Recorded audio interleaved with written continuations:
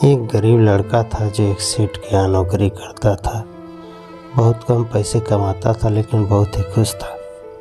उसकी पत्नी बहुत सुंदर थी जिससे वह भी इंतहा प्यार करता था। उसकी पत्नी के बाल बहुत ही लंबे एवं सुंदर थे। वास्तव में वह अपनी पत्नी के बालों को बहुत पसंद करता था। एक दिन पत्नी के बालों में लगने वाला हेयर क्लिप टूट गया।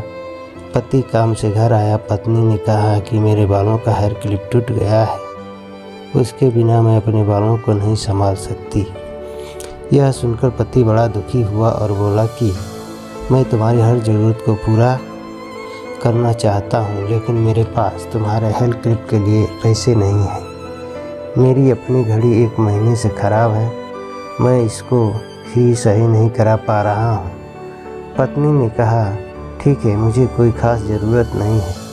अगले दिन पति काम पर जा रहा था लेकिन उसके मन में वही बात चल रही थी कि मेरी पत्नी ने पहली बार मुझसे किसी चीज़ को कहा था लेकिन मैं उसको भी पूरा नहीं कर पाया। फिर उसका ध्यान अपनी खराब पड़ी घड़ी पर गया और उसे घड़ी सुधारने वाली दुकान पर ले जाकर कुछ रुपये में बेच दी।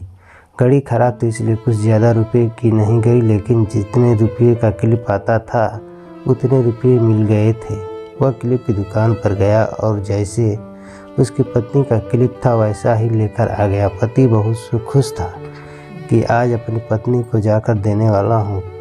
पति घर पहुँचा तो देखा कि उसकी पत्नी के जो लंबे सुंदर बाल थे वह बिल्कुल छोटे करवा लिए हैं।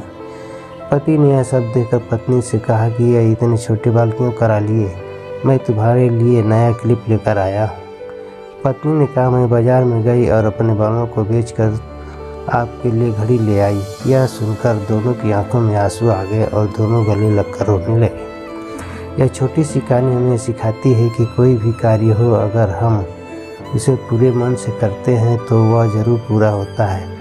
हम जब भी किसी कार्य को अपने पूरे मन से नहीं करते तो वह ठीक से नहीं हो पाता।